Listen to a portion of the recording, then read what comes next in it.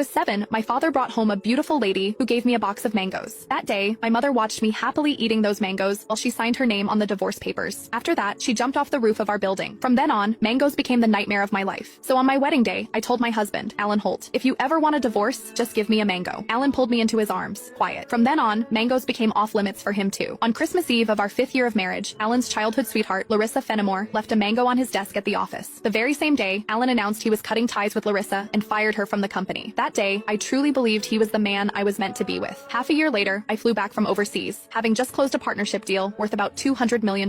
At the celebration dinner, Alan handed me a drink. After I had finished half the glass, his so-called childhood sweetheart, the woman who had been kicked out of the company, stood behind me with a big grin and asked, "Does the mango juice taste good?" I stared at Alan in disbelief, and he was trying hard not to laugh. "Don't be mad. Larissa insisted I played a little joke on you. I didn't actually give you a mango. I just gave you a bottle of mango juice. But I think she's right. The fact that you don't eat mangoes is a real problem. You were really enjoying that juice just now." My face went cold. I lifted my hand and threw the rest of the mango juice in his face, then turned around and walked away. Some things are never a joke. I wouldn't kid around with mangoes or divorce. Ms. Mendez, your stomach condition flared up again because of stress and emotional triggers. If there's something you really don't like to eat, you mustn't force it down again. The next time might not just be a stomach ache. We might have to remove part of your stomach. Stay in the hospital for observation for 1 day, and contact your family as soon as you can. When I heard the doctor say that, I went completely quiet. For the sake of a new project, I had been overseas for 39 straight days, working day and night, and I finally made it back in one piece. I never expected that at the celebration dinner, 1 glass of mango juice from Alan would land me right in a hospital bed. Out of habit, I tapped open my pinned chat on WhatsApp, typed 2 words, and then realized something felt off. Looking closely, I confirmed that it was Alan Holt. He had just changed his profile picture. Now, it was a green mango. While I was staring blankly at the chat window, Alan's call came through. He sounded cold. "I'm already home. Where are you?" I said nothing. Any other time, I would soften my voice and act like a spoiled little girl with him. But tonight, I honestly didn't know what to say. Alan sounded annoyed. "Myra, how long are you planning to keep this up?" "I'm at the hospital." Alan went quiet. He had never shown much interest in my health. He would never have guessed that 1 glass of mango juice from him would send me straight to the emergency room. "Stay put at the hospital. I'm coming over right now." I didn't want to deal with him, but my body was so weak that I didn't feel like moving at all. Time dragged by. The doctor came in to check on me 3 different times, and Alan still didn't show up. Right before I went to sleep, I glanced at my phone one last time and saw Larissa Fenimore's new post on her social feed. Every time I get hurt, my knight in shining armor shows up. I'm so lucky. The picture under it was a shot of Alan putting a bandage on her. Larissa's profile picture was a yellow mango. It was pretty, but it made me sick. Alan and I had known each other for 10 years, and he had always known exactly where my bottom line was. After so many years in business, he also knew perfectly well how to keep a proper distance from other women. But now, he kept crossing that line again and again. In that case, our marriage and the newest project I had negotiated no longer needed to exist. I had closed a $200 million